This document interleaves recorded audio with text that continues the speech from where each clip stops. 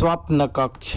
एक शहर में एक परिश्रमी, ईमानदार और सदाचारी लड़का रहता था। माता पिता, भाई बहन, मित्र, रिश्तेदार सब उसे बहुत प्यार करते थे। सबकी सहायता को तत्पर रहने के कारण पड़ोसी से लेकर सहकर्मी तक उसका सम्मान करते थे।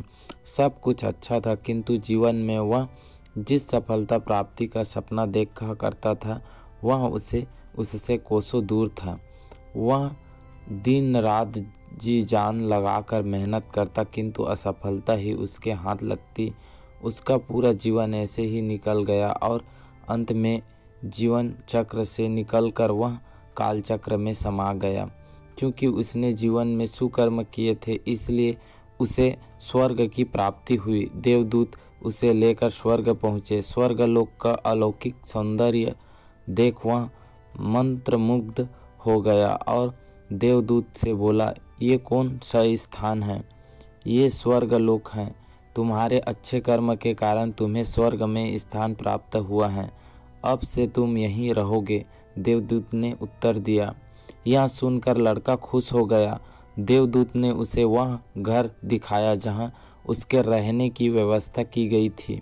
वहाँ एक आलीशान घर था। इतना आलीशान घर उसने अपने जीवन में कभी नहीं देखा था। देवदूत उसे घर के भीतर लेकर गया और एक एक कर सारे कक्ष दिखाने लगा। सभी कक्ष बहुत सुंदर थे। अंत में वह उसे एक ऐसा कक्ष के पास लेकर गया जिसके सामने स्वप्न कक्ष लिखा हुआ था।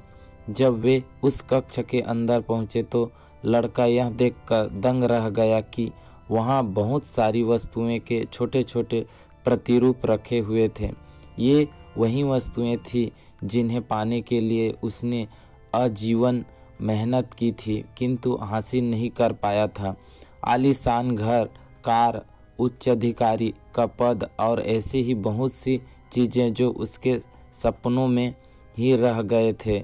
वह सोचने लगा कि इन चीज़ों को पाने के सपने मैंने धरती लोक में देखे थे, किंतु वहाँ तो ये मुझे मिल नहीं। अब यहाँ इनके छोटे प्रतिरूप इस तरह क्यों रखे हुए हैं? वह अपनी जिज्ञासा पर नियंत्रण नहीं रख पाया और पूछ बैठा, ये सब यहाँ इस तरह, इसके पीछे क्या कारण है? देवदूत ने उसे बताया, मनुष्य अपने जीवन में बहुत से सपने देखते हैं और उनके पूरा हो जाने की कामना करता है, किंतु कुछ सपनों के प्रति वह गंभीर होता है और उन्हें पूरा करने की प्रयास करता रहता है। ईश्वर और ब्रह्मांड मनुष्य के हर सपना पूरा करने की तैयारी करते हैं, लेकिन कई बार असफलता प्राप्ति से हताश होकर और कई बार दृढ़ निश्चय की कमी के कारण मनुष्य उस क्षण प्रयास करना छोड़ देते हैं जब उसके सामने पूरे होने वाले ही होते हैं। उसके वही अधूरे सपने यहाँ प्रतिरूप के रूप में रखे हुए हैं। तुम्हारे सपने भी यहाँ प्रतिरूप के रूप में रखे हैं। तुमने अंत समय तक हार न मानी होती तो उसे अपने जीवन में प्राप्त कर चुके होते।